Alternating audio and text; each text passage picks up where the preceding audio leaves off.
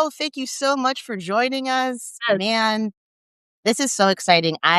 Rachel Hack, you are just like hands down one of my favorite Substackers. that's Like so nice, especially truly one not like you. My gosh. you're super sweet, my friend, but like literally just like in the psychotherapy Substack world, I love your stuff, but just like in the broader world of Substack, I really, really, really love the tone you've struck, Rachel. Like you are able to balance some really difficult ideas and heartrending ideas in challenging times. Like you have entered the Substack world talking about estrangement, talking about familial estrangement, talking about repair, talking about the kind of like the nuances about like what goes on in families and how it impacts everyone. Yeah, And you do it beautifully. So thank you thank for being you. here. That means the world. I feel like Substack has been a really amazing. I feel like we're returning to something that has more substance and long form to it, and it's like Totally. I don't know if you might be younger, but back in the blogging days when I loved certain people's blogs and I would go for this sort of like Yes. substantive Yes. conversation, and it feels like Substack is Yes. kind of returning that and allowing us to flush out our ideas with more nuance and stuff, which I think was severely lacking when it comes to the other platforms, for sure. Yeah. Absolutely, and I may have a baby face, Rachel, but I think we're pretty close in age. Right. I was, like, coming up on the live journal era, all that, saying, I Yeah. loved a blog. I Mm, loved a long form piece of writing that wasn't necessarily, like, gate kept by whatever kind of institutional backing and stuff. It's so cool to be back to that. yeah. We've got some wonderful, wonderful, listeners, viewers in here chiming in. Okay, yes, I see. Any way of getting captions? That is a great question. I will work on the closed captioning. I'm going to type a message in the box shortly about that. Um, but Rachel, I want to introduce you. I think a lot of people here know you and love you. For those who are coming from my side of the game who don't know Rachel Hack, Rachel is a licensed marriage and family therapist specializing in family conflict and estrangement. She uses a systems based approach to help individuals and families better understand relational patterns and move towards more thoughtful, sustainable repair. Rachel also leads regular group workshops for women in the second half of life, particularly those navigating estrangement and other complex life stressors, helping them build fuller, more meaningful lives. Her work has resonated with a wide audience of parents, adult children, including me, and families, which she engages through Substack, Instagram, and Facebook. Rachel, welcome, welcome, welcome again. Thank you so much. As we're getting started here. Oh, Yeah. yes. I didn't mean to cut you off. No, you're totally fine. Just for the audience to know, Raph and I have been able to have some dialogue back and forth. Been like having my own personal fun podcast with you, just getting to listen to your thoughts and our conversation. So this is exciting to put your voice to your face because we've only been doing it voice texting each other. I loved your writing. Yours, serendipitously came across my awareness at one point, and I was like, "Who is this? I love her stuff." Yeah, I was just reading it. It was great. Yeah. Thank you so much. Yeah, I will share this out with a video as well, but I had a series on familial estrangement. Those of you who don't know me, I am a writer. Um, I used to be a professor of creative writing at Southern Illinois University. I now write full time. While I was at SIU and before, I transitioned. I underwent a gender transition and I later detransitioned. And it's kind of the experience of that and how that sort of impacted my relationship with my family and the social fabric I found myself a part of that I'm really, really keen to write about. And my series caught Rachel's eye. Rachel's work, of course, caught mine. It's just so great. And now we're friends and it's awesome. Yes. Um, Rachel, I would really, really love to hear a bit about your background. And what got you interested in the topic of estrangement and working with parents, especially. Yes, it's funny. It's such a meandering journey, really, that only seems to make a little more sense in hindsight because I never intended to work in the specialization that I do now. It's more like it found me, is how I think of it. But I consider it sort of. I don't know, it feels so aligned, it feels so meant to be, and in many ways, it's helping me to make sense even of my own background, so, going way back, I'm the 2nd oldest of 8 children, and so I and also the oldest daughter, so in some ways, I think it could be predicted that I was gonna become a therapist one day, um, and I come from a huge family beyond that too. I'm, like, the oldest granddaughter of I think it's, like, 49 first cousins, so I just have a lot of family. Oh, you have a lot of family. Yeah, Yeah. and being the oldest, like, fit that stereotype for sure. I'm that oldest daughter, oldest granddaughter. I laugh whenever I see the memes and jokes come around because I feel really called out on that. So I'm like, "Oh, yeah, I guess it made sense I became a therapist." Um, but never intended first, I never intended to become a therapist. I was in interior design early on, and then I eventually switched because I love psychology so much. I find it cool. Um, and then I started out thinking I'd work with couples. I kinda wanted to specialize with therapy actually. But I knew that I after I'd been doing it for a few years, I realized I really love working with older adult women. I I love teens, I love couples, I like all sorts of things, but when I was thinking about if I were to specialize in any specific population, it was cool that I found most gratifying kind of work. Every time I had someone in that season of life, later adult life development, I was really excited for our sessions. And I really wanted to understand everything about later adult life development and begin sort of applying that knowledge and insight on the ground with these women. So I started specializing more with that, but the primary thing that I would say was their biggest source of pain, hands down, was if they had a ruptured relationship with one of their adult children. Yeah. Um, there's so many things going on in the lifespan at this point in life, your 50s, 60s, 70s, you have a lot of different stories, and so it kind of Yes, surprised yes. me somewhat. It was like they were able to cope with a divorce. They were able to cope with the loss or even the ailing, um their parents' failing health or losing their parents. They were able to cope with retirement. They were able to cope with, the changes of their bodies and menopause and all that, where it felt like there was such a lack of support and even maybe a lack of understanding had to do with these ruptured relationships with their adult children. That was the most Wow. destabilizing thing to their sense of self, their identity, their self-worth. And so I really worked hard to develop some, to learn everything I could about estrangement, to do some extra training, and I started speaking more to that and working more in that, and that's kind of why I've been there. It was a really long answer, sorry. That was a fantastic answer, right? Because this actually brings me to one of the first essays I found of yours where you're basically talking about being a millennial therapist, right? Mhm, And therefore being, like, online in the way that we're all online, but also mhm, online in, a professional capacity, right? You're kind of surveying what's out there, looking at how like, clinicians are maybe how do I put this? Making aspects of their, like, therapeutic practice available on the internet. mhm, And you found this phenomenon that actually became kind of troubling to you. It's troubling to me as well. Um, whereby it's not just a clinician being like, hey, I'm sharing some wisdom. That's what you do, right? And I've seen plenty of clinicians be like, have like really thoughtful essays or even like really engaging just social media content, right? It's like, mhm, hey, mhm, here's something that makes you feel okay, makes you think a little deeper.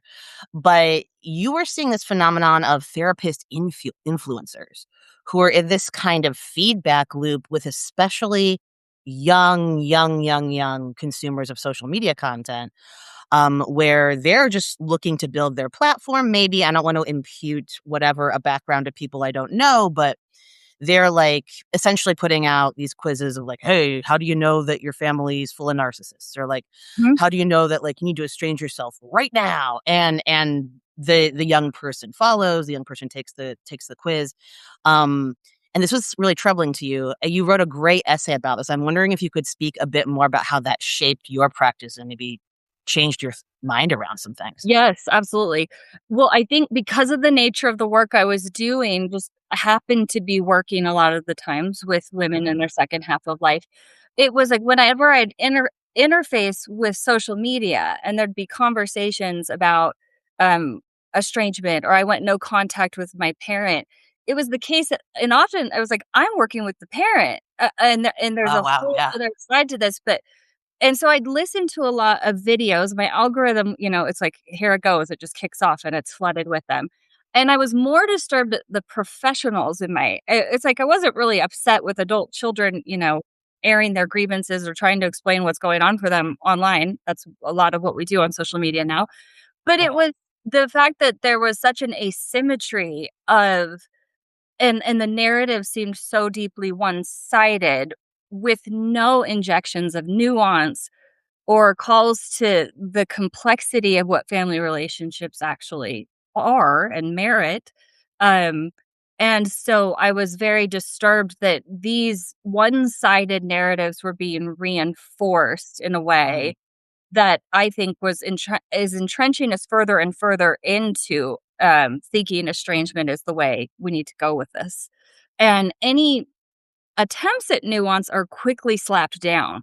It's kinda like anyone if you go into a comment section or someone are like, "Well, how do we know?" Or, "What about the parents here? What about the family?" It's kind of like, "There's another flying monkey excusing abusers," and, "Get Mhm. outta here, boomer." There was a lot of ageism too that I see that just Oh, goes yeah. so unchecked, these okay boomers, and so just a lot of contempt online, a lot of just straight up hatefulness, and then I would be sitting with these mothers often in therapy sessions who are just trying to thrive. It is literally like sitting with someone whose entire sense of self has just been eviscerated. They are filled with shame. They are Absolutely. embarrassed, they're humiliated, they're lonely, they're trying to get through the holiday, and then Mm. they see this kind of content on social media, and so part of our work as therapists is to advocate for the populations we work with and maybe use our voices to help in ways that they might not be able to use their voices publicly too. So I started just speaking more to that, not trying to drive a wedge, and I hate the binary of, like, are you team parent? Are you team adult Oh, children and that estrangement? Believe in that at there's all. no such thing as that. Yeah, Yeah. No, totally it's deeply with you. damaging to think Yeah. about it that way. But if you engage with my content or if you're on my Instagram, I can see why adult children sometimes will be like, "Wow, she's so pro-parent. What is that all about?" But it's often that I'm just trying to I'm giving voice to something that is so horribly, misunderstood, I think, in the world of social media. Yeah. But thank you. Absolutely. I'll Well, I mean, I'm question. no, I please know that you're doing these are excellent answers to these questions. I like one thing that comes up for me, Rachel, when you describe that scenario is almost like a widening umbrella of extremism. And like extremism in belief, like kind of like intensity of belief, we could call it that. But like Mhm. I, there have been cases since time immemorial, where it is necessary for one to cut off contact with their family. I'm very close to someone who, like, I mean, it was a matter of safety. There was criminal activity. Like they're really this Absolutely. person needed to cut off with her family. Plenty of people have made that decision. Jenny Bartoy actually has a fantastic book she edited called "Going No Contact," which is about precisely these types of cases, right? Yep. Um, and the same thing. I just was reading one of the essays. I haven't finished it Yeah, yet. Yeah, that mhm. it's so Dominica Ruda's essay especially, it's just, the same thing goes, I think, for gender transition, right? Where we had these, like, I mean, I could go on and on about that, but these used to be like I like edge cases, right? Like where it was just kind of like way, way, way, way, way back. We're going back to Magnus Hirschfeld pre-World War II. We're talking about like kind of gay culture in pre-war Germany. We're talking about, my gosh, a lot of different stuff Mhm, happening in the United States as well, and New Zealand. Um, but this was a medical intervention, without talking about the basis for it, the necessity for it, because I don't really want to debate in my mind what's going on with trans. But this is a medical intervention that was just to the side. Like, this is like mhm, something mhm, that like a very, very, very, very, very, very small percentage of the population is engaging with or feeling they mhm. need to engage with or desirous of. Yes. It's exploded. It's Right, exploded, right? right. And it's like it's a really interesting case. We're talking about um positions that people find themselves in that are challenging, right? And that can present ruptures to the social fabric of one's life. They can also represent repair, right? There are cases in which those interventions have caused great repair and have caused great, like, Yeah. better mental stability for the person engaging with them. But you make such a great point when you say, like, this like team parent, team child, now estrangement is a across the board solution. That Mhm. doesn't make sense to me because it's something that no one who does it, who needs to do it, undertakes. Like, no one undertakes that lightly. No one's like, "Oh, whatever. Goodbye, my entire family." Right. And so I think that, like, when you are kind of coming in here and you're saying, like, what are the social and cultural forces that are pushing us more and more towards a unilateral pro-estrangement conversation? I think that's such helpful work to do. I mean, maybe that's my next question. Like, what do you see that's kind of pointing more and more young people, especially, towards estrangement must happen? We must do this. Yeah, it's kind of like it's like a gradual creep towards these extremes, right? But now Yeah. the extreme the nuclear option is now something that's more and more common, and, Yes. um is affecting more and more people, and then you feel nervous to inject any nuance because there are sort of these ideas of, well, nobody goes no contact for no reason, and Right. this is an incredibly difficult decision, of which I agree with that. There's absolutely reasons, Incredibly. Yeah. and we should Yeah. understand what they are. But when it's used as sort of like a silencing, like, "Don't ask about this. Don't attempt to, assume that any other option was possible, otherwise you're causing harm."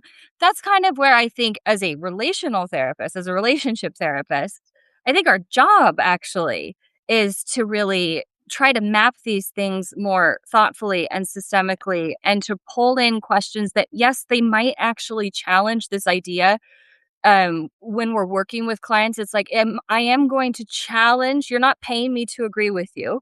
You're Right. not paying me Right. to be your emotional support animal here. It's like, God, no. my Yeah. job is to help us really think around all the edges of this and map this whole thing and figure out what's going on here and also what can be done. And I think now we're shortcutting way too quickly to, uh, if it happened, it was the only option. There was nothing that could be done.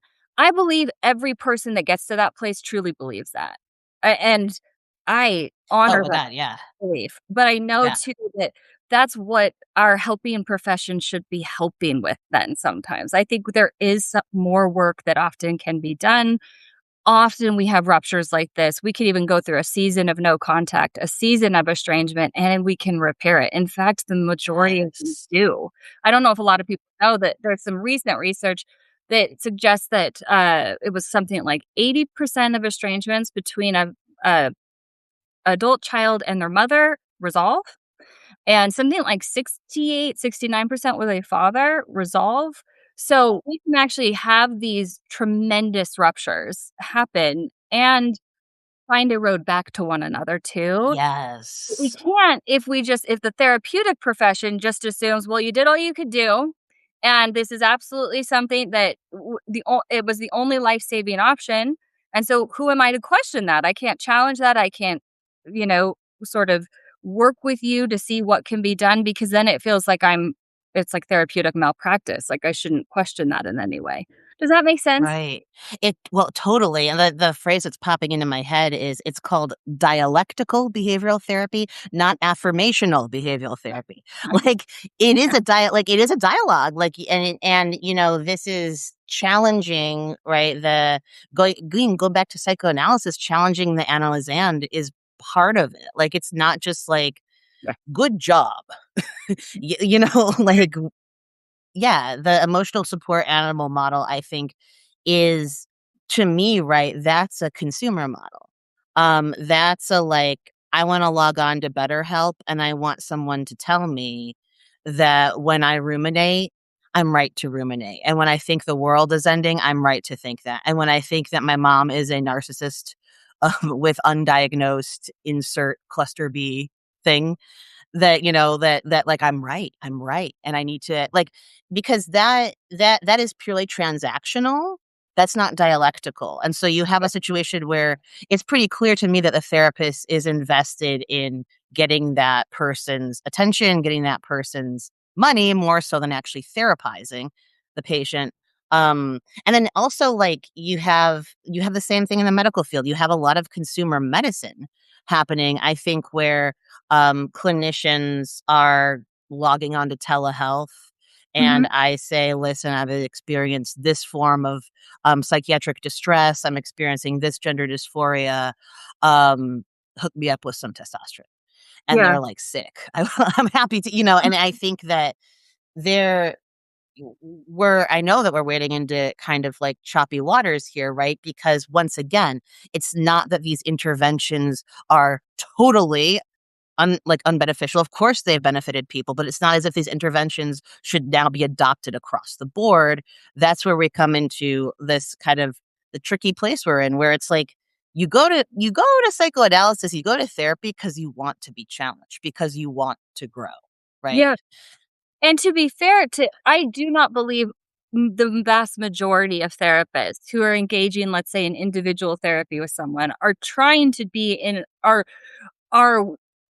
pur purposely participating in some sort of consumer-based, like, transaction of, "I'm gonna make you feel really good about yourself, and then you're gonna pay me to keep doing that with you."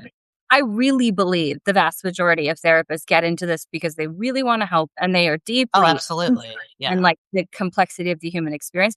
I think where we have a bit of a blind spot in our field is because I do it all the time, because when I'm working individually with somebody versus when I'm working on that person's relationship, so that is there's different ways to think of the unit of treatment when you're a therapist. So if I have two people in the room with me and we are talking about their relationship, it's like my therapeutic alliance is to that relationship. It's like everything I Mm, do, I am there you go. treating the system of the relationship itself. When Yes. I'm with an individual, it's like I am treating the individual. And if you're not a systemically trained thinker, I would say, and this isn't even to say that all marriage and family therapy is a type of therapy that is more systemic because we're talking about systems. We're not just talking about individuals.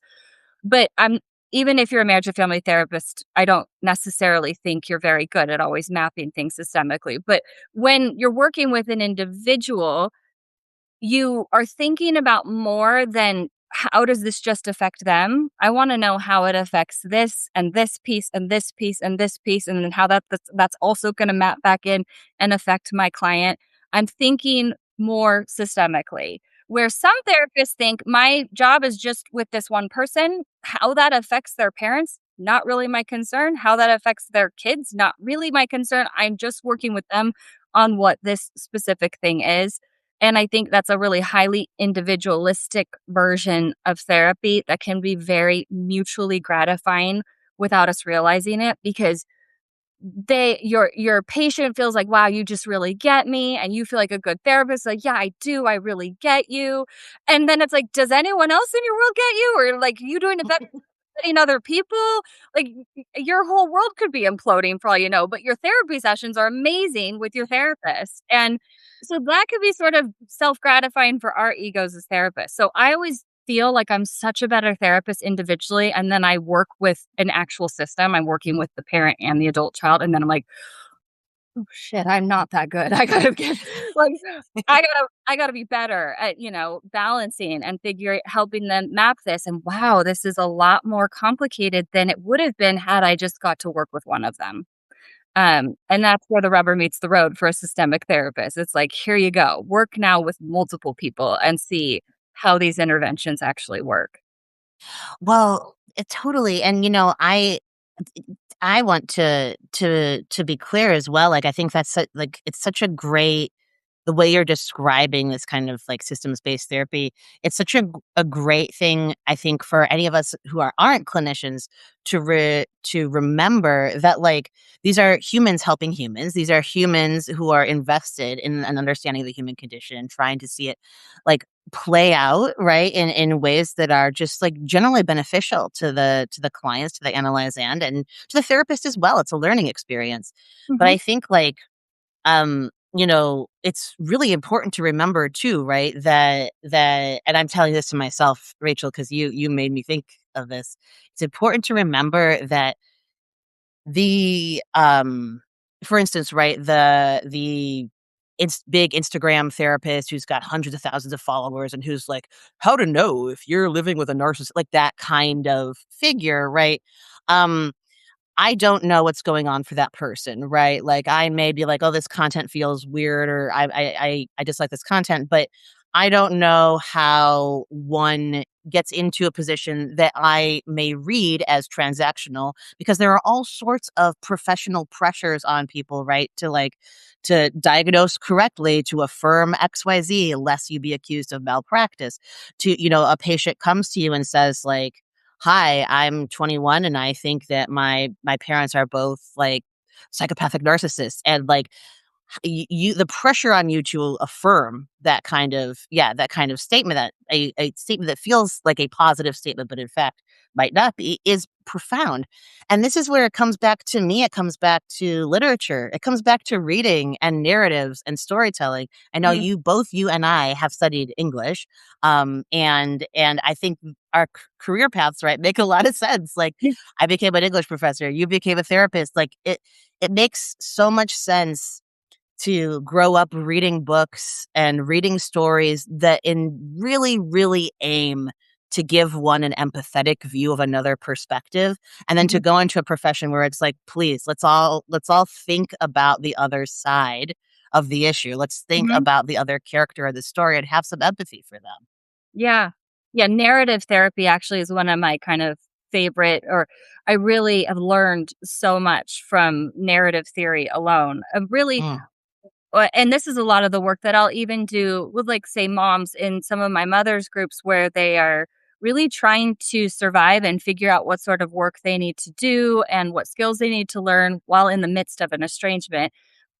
Some of the work that we do has to do with narrative. What is the yeah. story I'm telling myself? What role have I cast my Yes. child in? What role am I being cast in? And is there a truer version of the story? Is there a bigger version of the story? Is there a more flexible version of the story? But when you're doing that with someone, you are getting in and really challenging. Yeah. Oftentimes, a story that we tell ourselves that we have literally fixed an identity to at that point.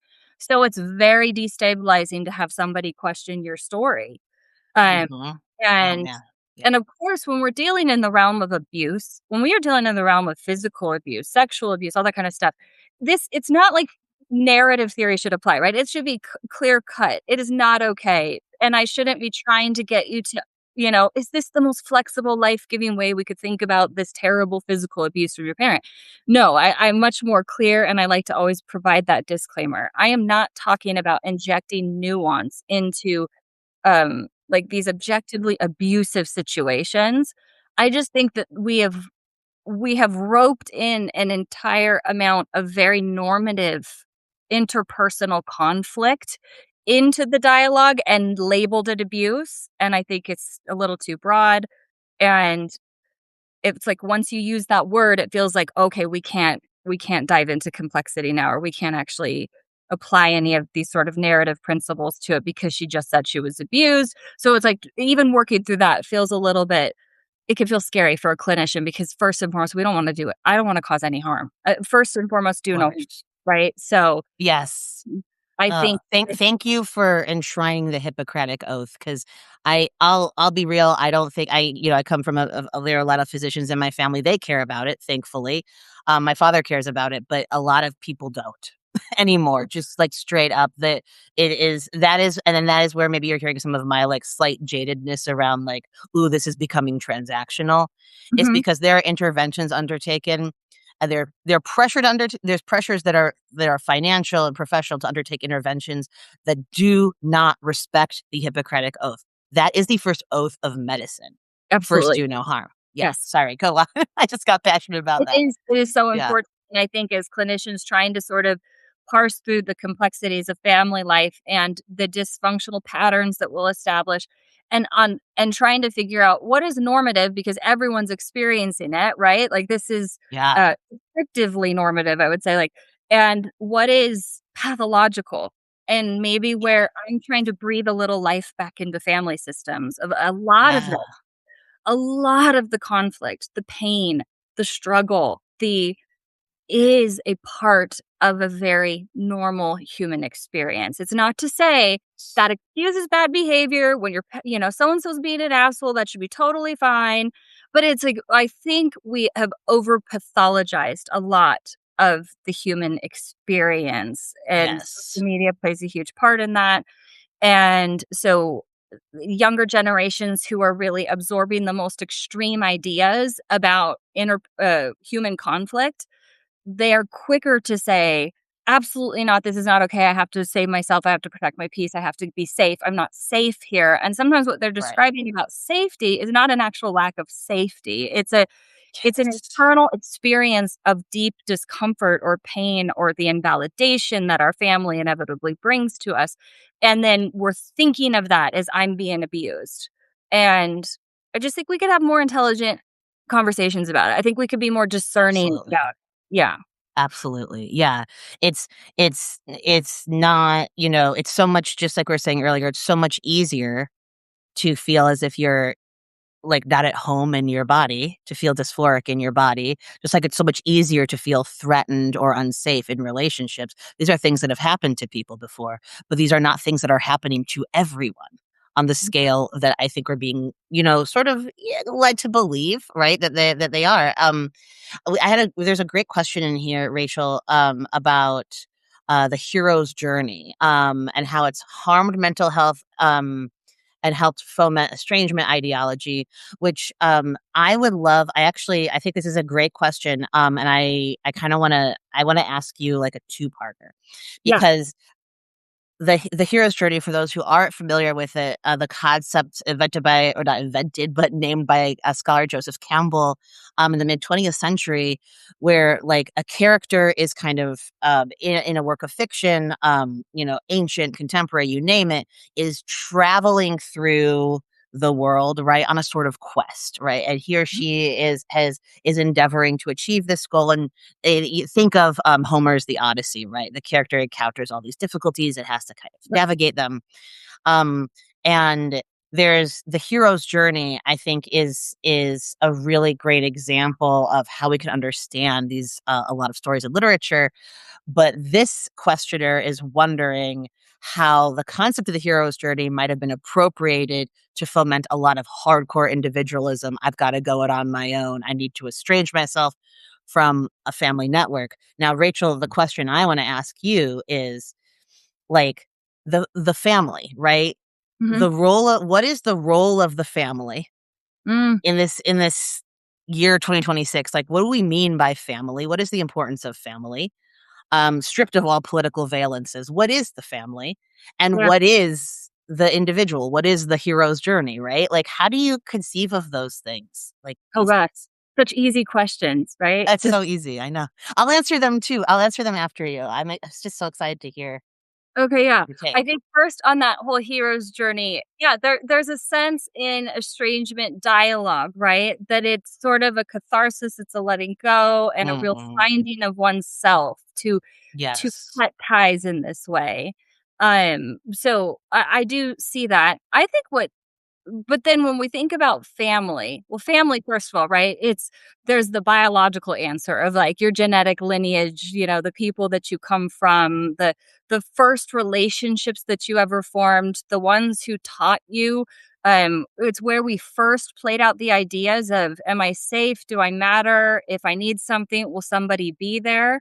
Um, in a world where the family is sort of supposed to be that first place you get answers to those questions, Right. and how those are answered is really what plays out often for the rest of your life. It's the genesis of really our first attachment bonds. That's where, and I think those attachment bonds that we form with family early on, I think what we know, I'm getting meandering, but what we know from attachment theory really is that we're wired for connection. Like Yeah. we desperately need to know that we matter to somebody, Mm. and that if something is going wrong, somebody would care. And so we need to have at least just a few of those, a couple of those, maybe one of those in our entire lifetime. It's a need. Like a need like food is a need. Um, and so we form a very select few of those in our entire lifespan. And I think of those, that's like the core of family to me, is like attachment bonds. But family also extends far beyond that, because we have plenty of family members with whom we do not have attachment bonds with. Right. And that moves out into kind of, extended family, kin, all of the, but I think it forms the more of these relationships you have in your life, starting at the core with those attachment bonds, then moving out to different types of bonds, but still psychologically helpful. They really form our village, our constellation of psychological safety, belonging, our identity forms through these networks of family. Um, so that's how I think of it. Is that a Yeah. yeah. Totally. Yeah. And then the follow-up would be, what does it mean to be like an individual, like both within and maybe without that family to you? Well, I think part of the hero's journey of what people are really trying to get at, and oftentimes where estrangement will come into play or no contact, is our attempts to differentiate. So I'm using the language of family systems theory. This goes back to like Murray Bowen. And differentiation, in a nutshell, is our ability to maintain separateness and connectedness. Mm, I think it's the mm, state of love humanity. that. It's if Yeah. you think about us, differentiation speaks to, if you think of the body, a well differentiated body has all sorts of parts that are separate.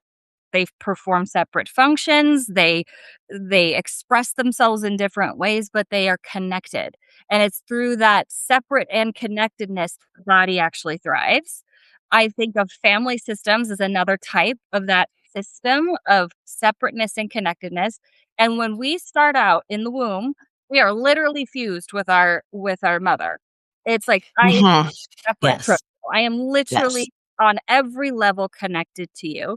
And then the entire life trajectory is a story of differentiation. It's a story of separation.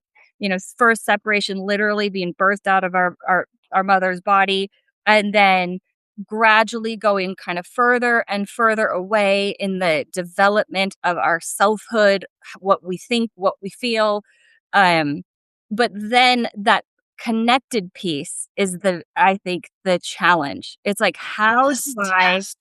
stay true to you and stay true to me? How do I belong to you and Yes. belong to me? That psychic real conflict and tension starts to occur. It shows up heavily early adulthood, forming your own partnerships, families, Mhm. your own kids. You're always navigating the tension of separateness and connectedness as a family. And we do it in all sorts of messy, erratic ways. Some of us are more fused than others. Um, and in low cases of differentiation, you're going to either find tight fusion, cutoff. It's Right. kind of like, feels like we That's have to do it this way. mm.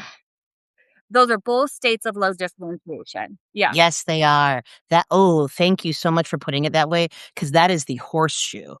Right? Like, that is the horseshoe. Low differentiation, such a better term for what I've been calling codependency, which I know is part of this, right? But that fusion where you're very much your sense of self and your sense of self-worth is dictated wholly by what the family says, right? Or what some kind of Right. group external to you, the other thing we would call external locus of control versus internal locus of control. There you go. Um, oh, such great explanation. Thank you.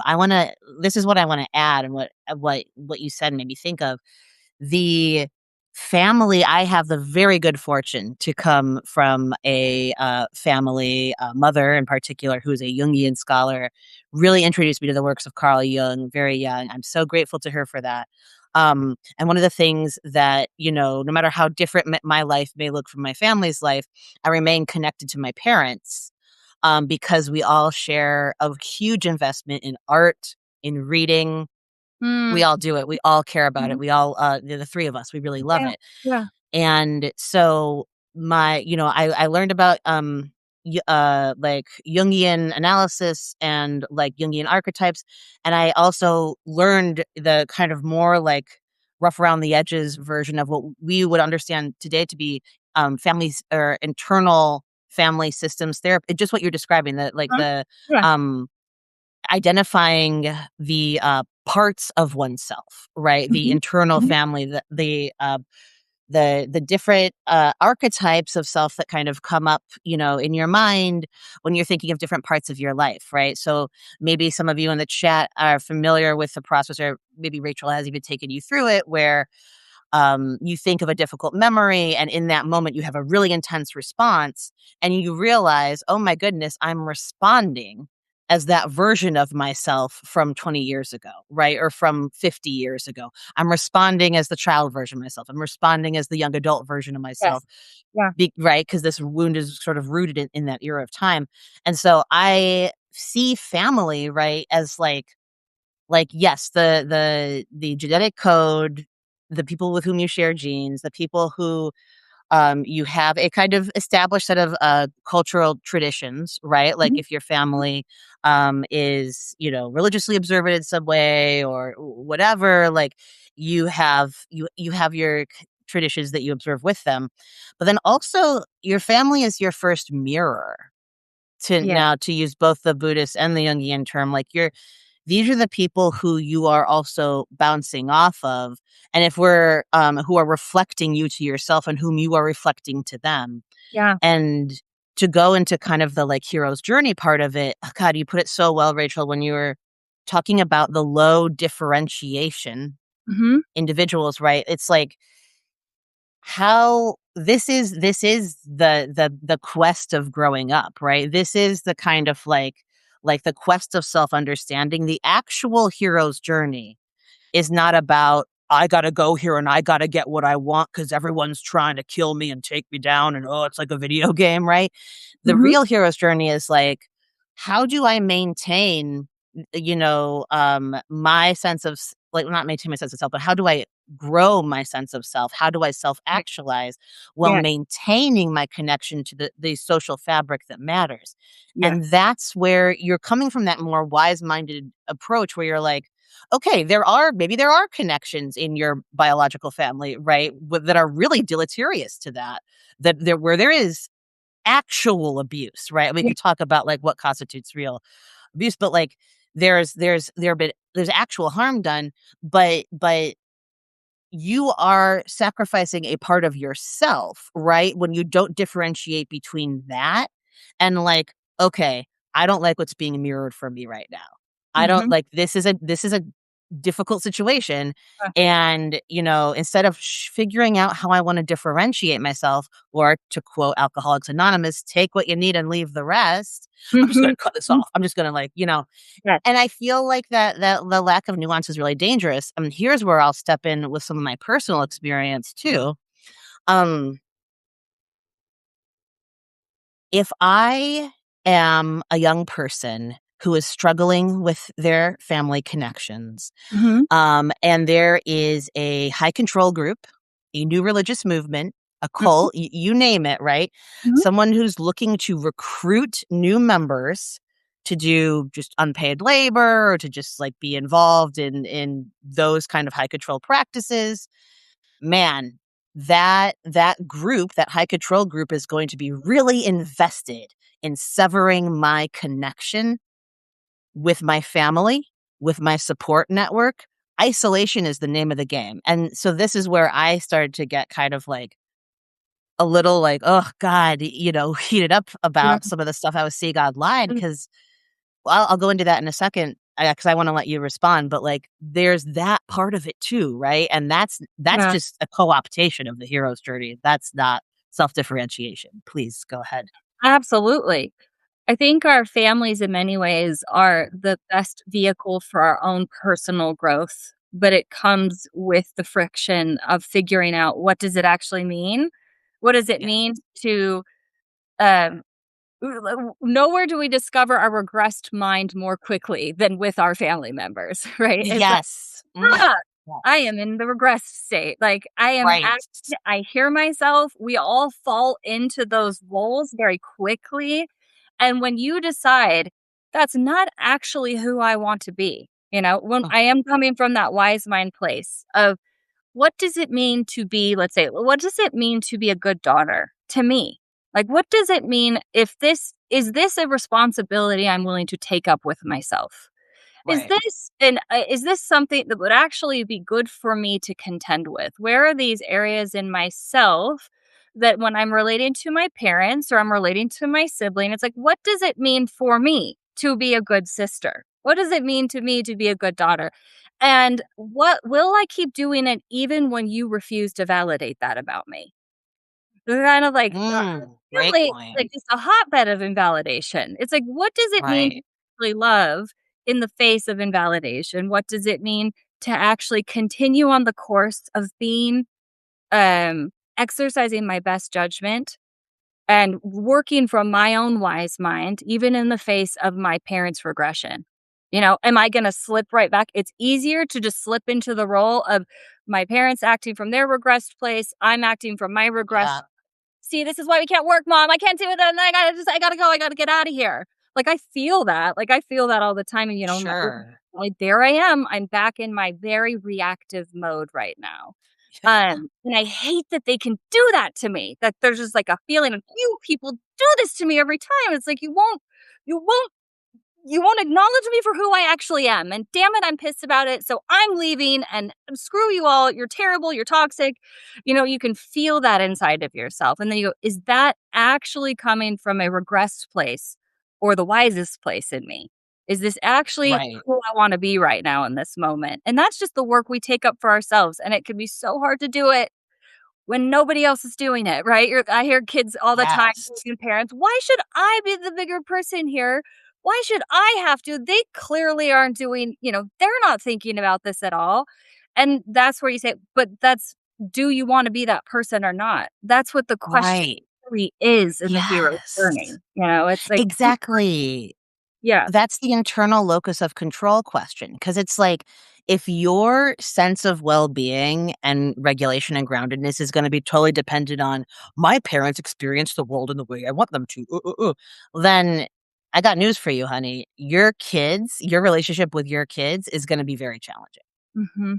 That's what I want millennials to know, and I know I'm saying this with love and humility. I am not a mother, right? I understand how oh my gosh, I understand how challenging it is to parent, even though I am not parenting, and I give a wide berth of, like, room for error, of course, but it's wild to me, right, to if you are someone who is my age, right? So you're 36 years old, you decide that your mom and dad are narcissists. Goodbye. Now you and your partner have two children who never know their grandparents. Tell me how you think those children will behave This 15, 20 years Yeah. hence when you're raising them that way. I don't think it's going to be a family system full of equanimity and mutual understanding. Yeah, I think that patterns repeat often Yes. and in families. And so um if we model that sort of cutoff is a great solution to things, we shouldn't be surprised that our children will absorb that as a lesson and be like, yeah, Right. things got tough and things got, you know, complicated with a difficult personality, a difficult family member, you walk away. That's the best way to protect. Right. I really think protecting your peace, establishing peace is really figuring out who you are and who you want to be and who you're going to be in the face of disappointment, invalidation, um, and of course, even who you're going to be in the face of abuse. Nobody should put up with abuse. No. My So God, no. Yeah. again, that's all that defining and creating. It's like I will meet my needs. I will not be somebody who self betrays, and I will learn to self define in this way. But when you talked about grandchildren and like these next generations of the, the millennials and younger, we talk a lot about impact versus intention. And Yes, we we do. really want to acknowledge like we're trying on some level even to teach, maybe I would say, generations older that it it doesn't matter so much what your intention was, it's the impact that we need to have acknowledged. Like, you may have been doing your best, or that was how it was at the time, or whatever. I'm trying to get you to meet me on the impact part of, like, this is how it actually affects me. But Right. I would like that same thing to be taken up in the realm of estrangement. It's kind of like your Yes. intention might be, protecting your peace, establishing boundaries, Mm, some part of your hero's journey. The impact is not just affecting you and that person maybe that you cut off from. There are often third-party stakeholders in this entire constellation of a family system, including the future generations, that are now going to live out your story. It's kind of like yes. I come from a family. I've inherited a lot of estrangements, inherited estrangements of the kind where you never knew Uncle so and so or your grandparent. You don't know why. You had this vague idea that they were the bad guys, though. And children kind of will absorb that on some level of, I don't know Yeah. why. We just never liked that family. And you're like, I Yes. never met them now that I think of it. So we Right. inherit estrangements too. And so for our children, particularly when it's their grandparents, I think that this is an area that is it breaks my heart because a grandparent is often a very different character in their story than they are in their parents in that child parent story. So Yes. even my own work, in my own life has been recognizing and creating space for the fact that, I have a complicated relationship with my dad. So it's like my dad though is a very different person to my daughters. I'm like, wow, he's a totally different character in their story, and quite frankly, it's all good. It's all Yeah. good. He Right. and then there can be the regressed me that's like, "That's not fair because he didn't know, and he's not I don't remember it that way for me, and that's what I should have gotten," and I can feel that regression, but then there's the part of me as a mother that just says, "I'm just glad you have good relationships, period, in your life, and if he is one of them, yes." Like, Yeah. I want you to have a grandpa who just loves you. So I'm gonna keep my shit between me and my dad, between me and my dad. I'm not gonna let that bleed into my children's stories because that to me does represent a certain form of sort of, you know, narcissistic grandiosity of like my story is the most important Mm, one. it My is the most im- exactly my children are gonna live out my truth with my dad right. versus me kind of allowing them their own separate storyline there. See, that's breaking the cycle, right? Like, it's, where you don't the children don't have to live in the parent's story. The children get to have their own story, Yeah. Yeah. essentially. And yeah, that feels like understanding the family as a system. This reminds me, Rachel, like one thing that I know you and I have talked about is where like certain ideologies, certain no contact ideologies, but also like identity based ideologies can kind of jump in as like an easy heuristic for a sense of like struggling to understand oneself or fit into one's family or fit into the milieu in which the family lives. Mhm. So, we've spoken about the you and I know have spoken about the kind of like repressed recovered memories satanic panic Yeah. era, Yeah. Mhm. right? And how this was the 90s. You and I were both very young, but there were of the big trend, and maybe a lot of folks here will remember it, was going to therapy, being, maybe put under hypnosis or not, right? But recovering. Yep. memories Mhm. of abuse, Mhm. sexual abuse in childhood. By the way, I'll plug quickly, Jenna Martin, has a fantastic podcast called Memory Hole about this. Please, please watch it or listen to it rather. Okay. Um, this was, like, reaching epidemic levels, though, and Was. Mhm. I remember there's one case of a woman in her 30s, her early 30s, who was a professor. Her father taught mathematics at Yale. He come from a big academic family, a middle to upper middle class, professional managerial class, to be very clear. And repressed memories is like spreading like wildfire.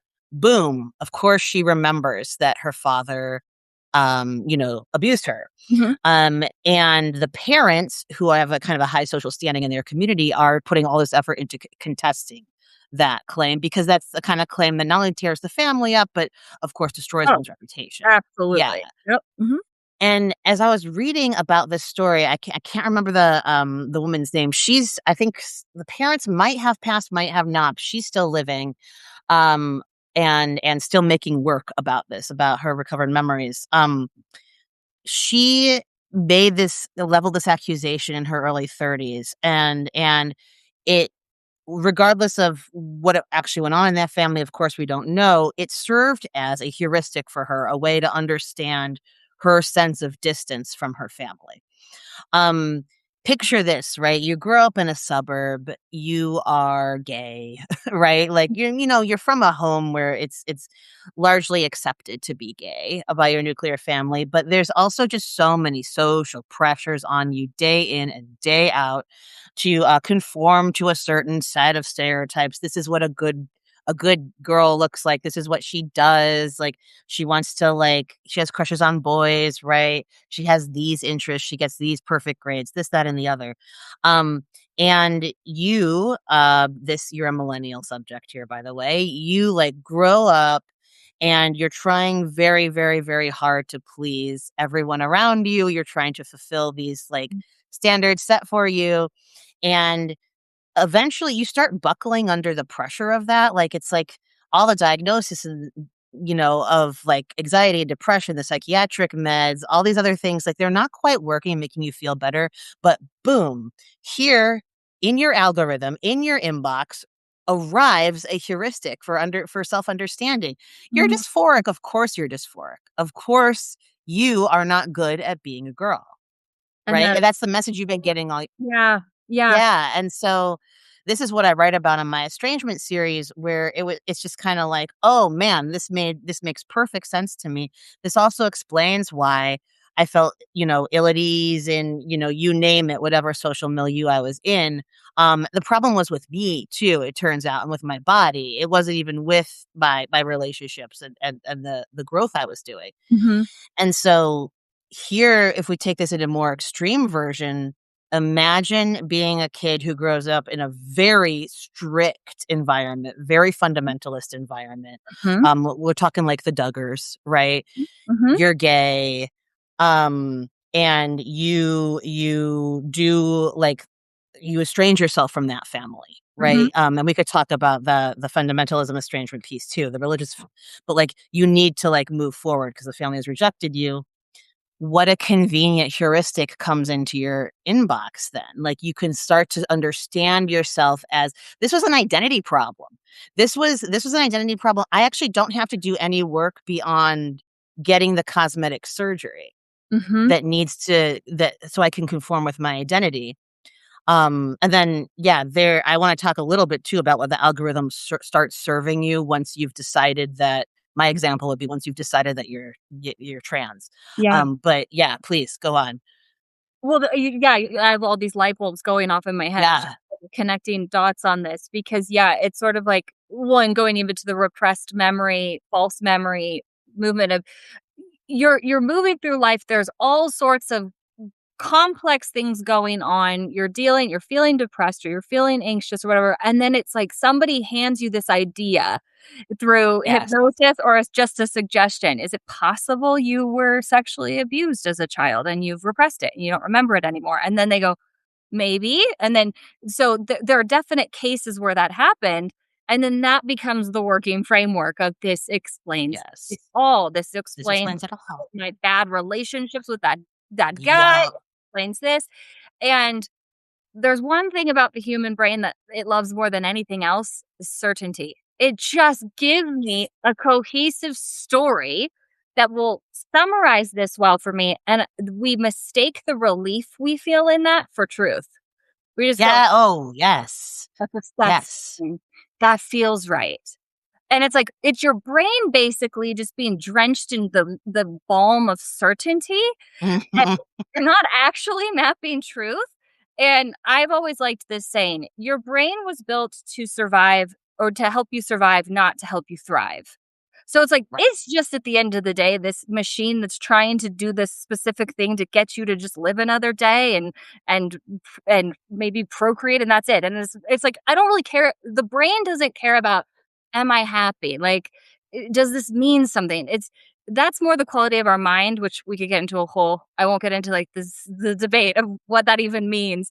But it's like, it's the meaning making that we bring to things, but that's also where things feel so much less certain if we actually open up Yes. to more truth in our life and open up to more complexity. It's actually, you're gonna feel worse sometimes, not better, Right. as you kind of take it all in, and so the brain's desire for just, like, "Get this as certain as possible," that sounds like a good story.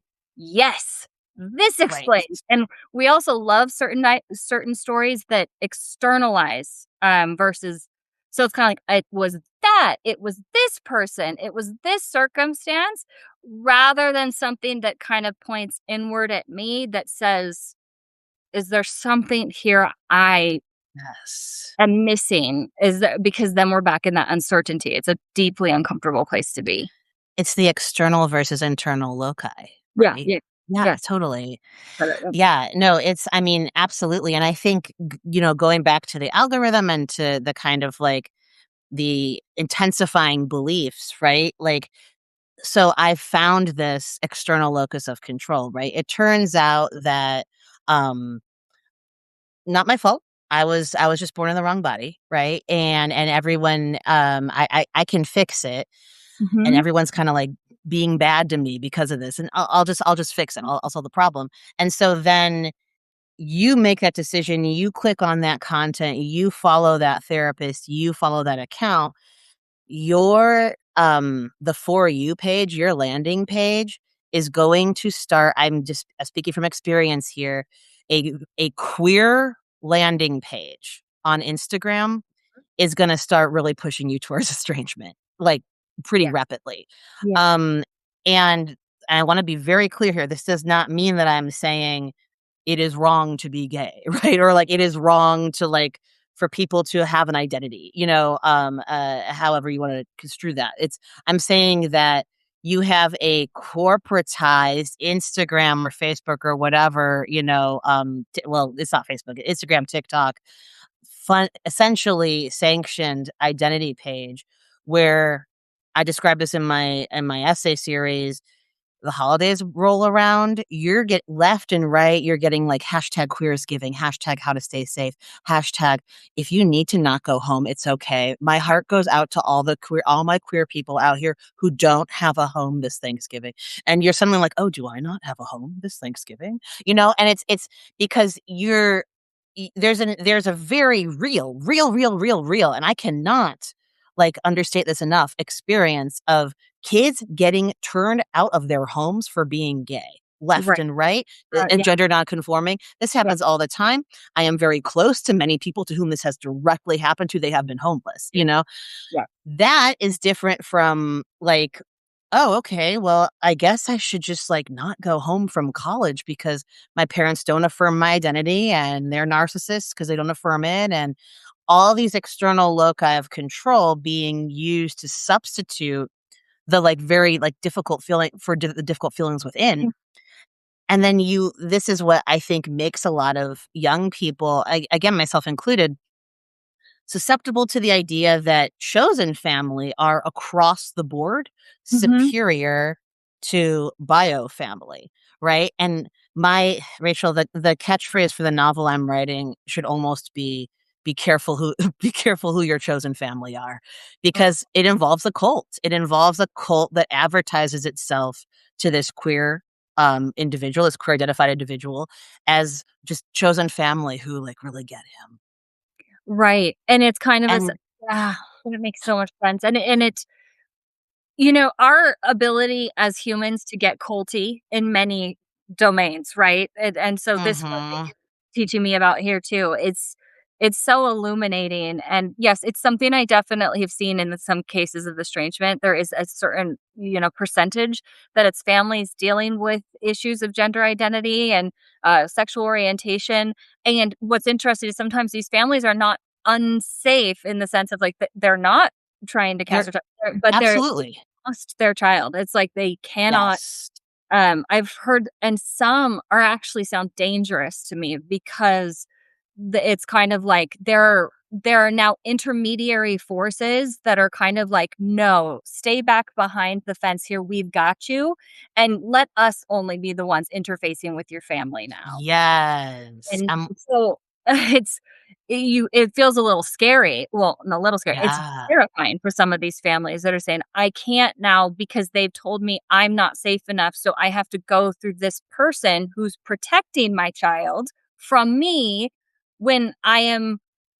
And it really was more just like the family, it was like I was just shocked. It was, you know, Yep. and a lot of times in these circumstances, whether it's someone coming out or, you know, deciding they wanna transition, things like that, the family is in a predictable state of disequilibrium now. It's like there's a new bit of Yes. information, there is something that's totally changing here, and I don't know of any families that handle disequilibrium beautifully. Like, that this is just a state of, you know, we're kinda we do it nice Right. or we're crying, we're fighting, or we're this, or we're starting and stopping, and then we don't talk to each other for 3 days, and we call back and say, "Can we, you know, help me understand this?" And wait, keep helping me understand. I'm trying to understand this, or no, I don't want to understand this, and I don't know what to do. And you know, it's a very messy, tumultuous time, which um often can work itself out. This is where I like professional help to get involved too. Like, uh, Right. but professional help that is interested in the service of preserving the relationships, not necessarily professional help that maybe has been become radicalized maybe a little bit by this Yeah. idea of you can only see it, do it, think it, and be this one specific way for it to count. Right. Um, yeah. Totally. Because that really, of course, it goes without saying that that limits the people whom it's supposed to be benefiting, right? Like that, like, it's like you are always oppressed. You are always being targeted. You are always in danger. You are so marginalized, and only I can help you. Like everyone who hasn't watched the show or listened to the podcast Shrink Next Door, please Shrink Next Door. It's on Apple TV. The podcast is a Bloomberg podcast, but it's about precisely this kind of this therapeutic relationship turned coercive, where you Mhm. have just what you're describing, Rachel. You had an individual who was being preyed upon by a psychoanalyst who became the fence. Like, yeah, I won't even call this guy. He's not practicing analysis, right? He's just like he's a grifter. He's a con artist. Mhm. Um, but he was draining his client while isolating him and Yep. creating barriers around him. So once again, right? I love my chosen family. I love my biological family. I love my chosen family, and I Mhm. will say this, both can be dysfunctional. Chosen family isn't some kind of utopia. We're just all human beings, right? Like we're familiar with biological family dysfunction. We should also be familiar that the same Like, terrifying, wild nonsense can happen with your chosen absolutely. people. Yeah. Absolutely. And Yeah. I there was somebody, I think it was I forget, it was like a New York Times writer was asking me for some opinions on something about chosen family, and I told her, I said, "You know, I think the ambivalence that exists in families," and let me quickly ambivalence is the existing of seemingly opposite emotions. It's kind of the love-hate. It's the, Right. I care about you and I wanna get away from you at the same time. That is the normal framework for for families. Like, ambivalence is the norm. We are always negotiating conflicting needs, desires. Some of the roles that we actually have are inherently conflictual in their expectations. The researcher Carl Pillemer on families and estrangement, he talks about, they gave an example in ambivalence of a doctor. And a doctor, that role of being a doctor, you are simultaneously supposed to be warm empathic, caring, attuned to your patient. You're also supposed to be objective and calculated, like, and discerning of what Right. needs to be done. And so it's kinda like, how do you do both of those things at the same time? Like, how do you deeply care about patient after patient after patient and then just go home and, uh, you know, let go of it all and not care for the evening or make this decision that needs to be made medically? And so it's a very conflicted role in and of itself. So that physician is constantly managing ambivalence. You can't resolve it. You just manage it. And that is very much the case in a mother-daughter relationship. It's the case, Oh, yes, yeah. a child to parent relationship. You are Yes. always managing these ambivalences and these kind of conflicting emotions. And I think it's a really terrible thing when we start to tell a story about families that are dealing with ambivalence to say, something's wrong with you guys. That's dysfunctional. The only healthy families are the ones that have positive feelings toward each other and they get along and blah, blah, blah. So, um, I think that chosen family, if you take it on, right? And chosen family is great. I have chosen family myself as well. Yes. Totally. And I have my family, my biological family. Yes. I love them as well. Um, but in chosen family, it's like if you put it in the same conditions, history, now live life together day in and day out for years at a time, um, and grow that history, and then start depending on each other to fulfill certain needs. Like, hey, I actually Yes. need to show up at the hospital. Hey, I'm short on rent this month. Can you help me pay it? Start actually helping with the practical realities of what families are often caring for and shared resources and all that sort of stuff. And then layer on the expectations, right? Well, you're my chosen family. I expect you to Oh, care this for me. You're gonna right. generate the same framework of ambivalence that you Exactly. may have ran from in your family, if that makes sense. Exactly. We are ambivalence generators when humans get together and start Yes. doing life with each other. Oh, so well put, Rachel. Thank you so much. And I want to check in with you. How like we're gonna But wrap up here. I know we've yeah, got a little bit over. I could talk with you forever. I could Um, love talking to you. this is so wonderful. But are you okay to like answer a question or two from the audience? Would Sure. you need a Yeah, cool? absolutely. You think you're Thank gonna you. Yeah, I was absolutely. supposed to check with you so much sooner. The alarm went off, but that we were like really talking. I didn't want to interrupt us. I'm sorry. If anyone has maybe just like one or two questions for Rachel or me, we want to make sure we give Rachel a chance to head out because she's got a Memorial Day family handful of things to do.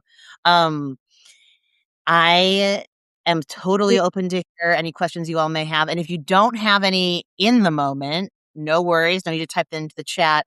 Um, I will be sharing this podcast tomorrow to my paid subscribers. It will go out tomorrow morning, the recording. Rachel, same thing. It will be available to her paid subscribers via her Substack. Um, if you are I know there are questions up above. I'm sorry. Yeah, and I'm I sorry that through the chat chat. and I saw that Dr. Rana, who Yes, that's the one I I was looking for. yeah, I like her stuff, by the way. Everyone, you should Yeah, follow Dr. Rana because I've read some of her stuff. I think cool. she said, "What I'm hearing is that the relationship is always in the room." I think she means in therapy. Is that right? And how do you speak to clients about this when you're rooting for relationships, even in individual relationships? So I think Mm, to speak to that, yes, their relationships are always in the room. And isn't that interesting? So how do you speak to it? Because it's like, have I given them the proper informed consent? If when they start talking to me about, say, their mom, that my instinct is, I want to help with this relationship. I want to help preserve this relationship. Well, what if that's not what they want? What if that's not, they are not here at all to want to work on their relationship with their mom? Should I say it? I'm always of the like, absolutely, I'm all about informed consent and people picking the right fit for them. And so a lot of what even I do publicly in the way I talk and educate is I'm trying to give people an actual sense for who I am because that is the best informed consent of like this, and then trying to make that explicit too. That I am a relational therapist. I think systemically, I am always my preference is to preserve relationships wherever possible, but of course, acknowledging that that is not always possible, nor even advisable in many circumstances. It's like when I work with couples. When you come to me in couples therapy, we're trying to work on the relationship. But if you decide that divorce is the option for you, I'm certainly not going to be like, well, I quit on you guys then because I just wanted to Right. preserve the relationship. Not at all. I know that, there's times when it's just not going to work. Thank you so much for that, Rachel. I'll answer this quick question here. Jeanette says, as a parent, how can I learn more about the algorithm that is encouraging newly queer folks to estrange? Um, if you this books are gonna fall, and that's okay. This is a book written by a young Gen Z man. It's called Algo Speak. His name is Adam Alexic. And this is he's a linguist, and he's got a really fantastic kind of explanation basically of how information travels online, how younger individuals get pointed more and more towards extreme belief because of the content that floats up being like essentially worded or tagged in a certain way that makes it most clickable, right? And so you're dealing Jeanette with like a kind of like an attention economy, but add into that the idea that like more intense beliefs get more attention, right? Like, I think that if you're hurting, if you're a young person, I could speak actually from experience here because I did also grow up online. You are more likely to click on the headline that's like, "Oh my god," everything around you feel like trash, like, you should find yourself in, this, insert cult here, insert identity here, right? Um, then I am to click on the headline that's like, "Things may be difficult, but how can you ask yourself, 18-year-old, the role you're playing in your," like, it's a that's why I actually became, really wanted to dedicate my life to, like not just being a novelist and writing, but also like teaching people how to write essays, how to write novels, how to read too, because novels and stories and however you're consuming them, right? Those do a way better job at helping the 18-year-old understand, like, oh, there's an internal locus of control and an external locus of control than clicking through headlines online, right? Consuming stories actually, as we've heard before, fosters empathy. So grab Algo Speak. I would recommend it or check out Adam Alexic's work, and, He just I'll do a share the I essays mean, too. did he just do a TED Talk? I could have sworn I saw his name. I I think he think he did, yes. talking That's I about think he opens with, like, a word that is now being used over and over as a result. yes. Yes, he Okay. did. He has a TED Talk Yeah, too. Yeah. and I found him through an NPR link my mom sent me, so that's how family can foster our growth. Coming. Thank you all so much for coming, this will be posted tomorrow. Really, really appreciate your great questions and feedback, and, look forward to talking more. Ref, really Thanks, quick, Rachel. can I ask you a question Yes, really quick? of Uh, course. you have so much knowledge truly in the realm of, gender identity, transitioning, all that. I've learned so much just talking to you about it. Do you provide any sort of like consulting work or anything for families who are looking for somebody to help translate and, you know, help them to navigate these waters with a child? I know many parents who they are looking for guidance and support of just somebody to help them understand better and to be better in all of this. So I don't know if you've Yes. ever considered doing. Oh, thank you so much for asking me that. I've gotten requests to that effect, and basically, what I have a founding membership through the Substack, people who found me through the Estrangement essays that you found me through, Mhm. were asking me like, "Oh, can I talk to you about this?" If you become a founding member, you get 2 free, 60-minute Zoom sessions with me. And so then I could kind of do that kind of individual we just talk about, what you read of my stuff. Right. It But can then be I so also have I'm sorry. I'm sorry, I'm interrupted. I was saying, yes, Oh, just no. it out because it can be so isolating for these parents and families trying to figure out how to do this well. And so just to have somebody to talk with is just, I think, enormously beneficial. So okay, I love that you have that. Yes, I have that, and then I also have, I have a speaking page on my website. I've spoken to groups about this. I've spoken to groups about gender identity and stuff, transition, detransition, so different levels of it. Thank you so much for asking that, and more importantly, thank you so much for this conversation. Seriously, Rachel, I could talk to you forever. You're I mean, Fantastic. great. We'll revert now to our voice texts again with each other of all of Will our do. give you my book list. I have a good summer reading list thanks to you. So thank you so much, Raph. Thank you. And thank you, everyone. Thanks for tuning in. Hi, everyone. Thanks for coming.